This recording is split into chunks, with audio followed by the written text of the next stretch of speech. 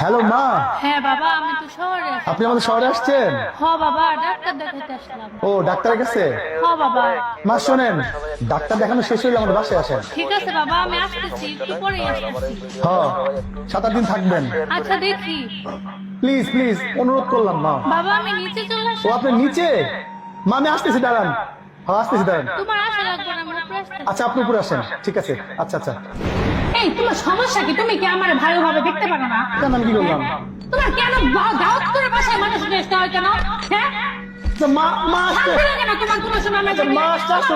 আমার 100 বার রান্না করা লাগে, 100 পদ রান্না করা লাগে। সেই সকাল থেকে নাস্তা বানানো শুরু করতে হয় রাত্রে পর্যন্ত। তোমার কি বউরে ভালোবাসো না? বউরে কি তোমার না? তো মা করো কেন? মা দিয়ে কি করবো তুমি এতে?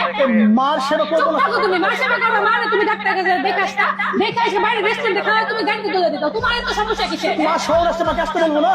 তুমি আসতে বলবো বাসা তো কি? হ্যাঁ আমি সারাদিন কাজ করি, তোমার কি ভালো লাগে না? হ্যাঁ, কিন্তু শান্তিতে একটু শুতেও পারি না। তোমার মা যতদিন থাকে সারাটা দিন আমার কাম করে, একটু ঘুমাইলেও পারি না। তুমি এত অত্যাচার করবে না আমার উপর। মা তো নিচে আসতে, আমি কি বলবো? তুমি করবে মাথায় নিয়ে নাচবো, হাসলামি করে সবকিছু বাচ্চা। তোমার মা আছে, তোমার মারে তুমি কেমনে বিদায় করবে আমি জানি না। যদি বাসা ঢুকতেছো তুমি বাসার মুখের উপর দরজা লাগিয়ে দিবা, বলবা যে আমার করোনা হয়েছে বা ডেঙ্গু হয়েছে, সামথিং একটা বলবা, বলে তুমি তাহলে এখন বিদায় করবে। আমি বলে দিলাম একদম বাড়াবাড়ি করবে না, বাসায় যাবে না ওকে।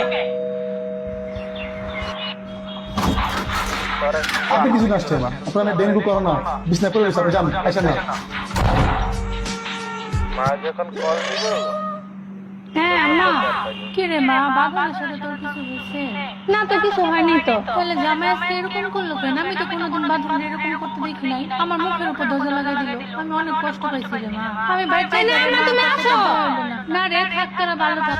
যাইতেছো কাকে? জামাই নিয়ে আসিস বাসা। তুমি দাঁড়াও দাঁড়াও, আমার লেগে আবার কাজ করিস।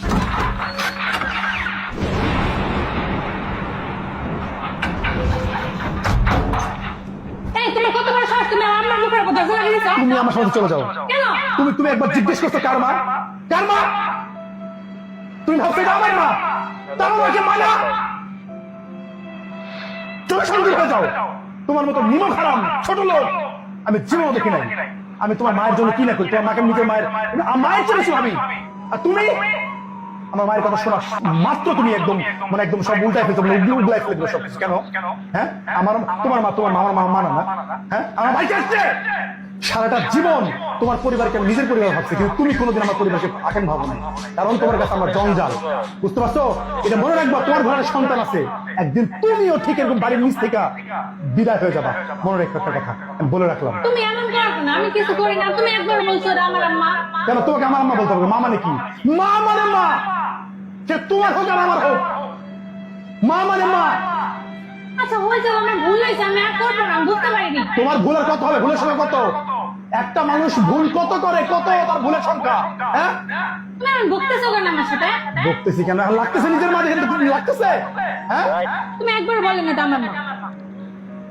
জীবনও শিক্ষা হবে না তোমার, জীবনও শিক্ষা হবে না। আচ্ছা হয়েছে তো। ভালো করে জীবনও হবে না। যাও আমার চোখে দূর হয়ে যাও, দূর হয়ে যাও, দূর হয়ে যাও।